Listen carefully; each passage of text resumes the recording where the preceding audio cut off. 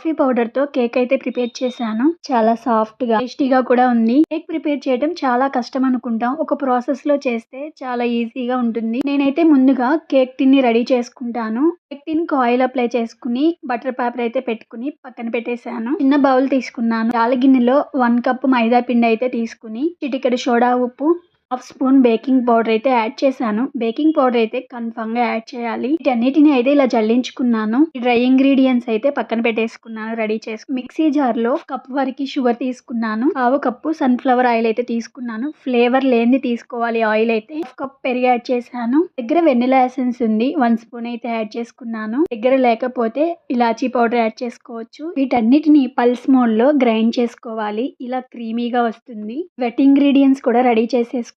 ముందే రెడీ చేసుకున్న ఆ డ్రై ఇంగ్రీడియెంట్స్‌లోకి ఈ వెట్ ఇంగ్రీడియెంట్స్ యాడ్ చేసుకొని కట్ అండ్ ఫోల్డ్ మెథడ్‌లో మొత్తం అంతా ఇలా కలుపుకోవాలి. బ్యాటర్ లూజ్‌గా లేకపోతే కాచి చల్లార్చిన పాలైతే 1 స్పూన్ యాడ్ చేసుకొని ఇలా అయితే కలుపుకున్నాను. రౌండ్‌గా అయినా కలుపుకోవచ్చు.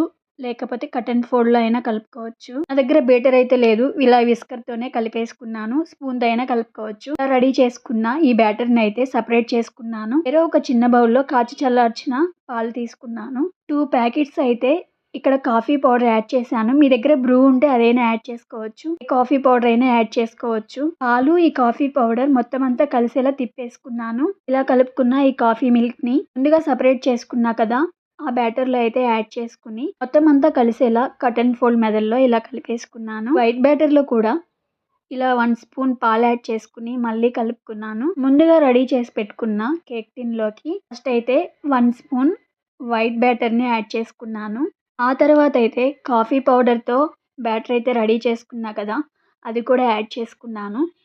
ఇలా 1 బై 1 యాడ్ చేసుకుంటూ బ్యాటర్ అంతటిని కేక్ టిన్‌లోకి అయితే వేసేసాను. కేక్ టిన్‌లో వేసిన ఈ బ్యాటర్‌పై టూత్ పిక్స్‌తో మార్బుల్స్ చేయొచ్చు. నా దగ్గర అయితే టూత్ పిక్ లేదు. అలానే బేక్ చేశాను. కుక్కర్‌లో సాల్ట్ అయితే యాడ్ చేసుకున్నాను. తర్వాత స్టాండ్ పెట్టుకుని కేక్ టిన్‌లో బ్యాటర్ అయితే ఉంది కదా, దాన్ని అంతటిని ఈ కుక్కర్‌లో పెట్టేసుకొని కుక్కర్ మూతకి లిడ్ విజిల్ ఏం పెట్టకుండా ఇలా క్లోజ్ చేసేసి మీడియం ఫ్లేమ్‌లో పెట్టుకుని 55 మినిట్స్ తర్వాత చెక్ చేసుకున్నాను. స్పూన్‌తో చెక్ చేసుకుంటే స్పూన్‌కి ఏం అంటుకోకూడదు.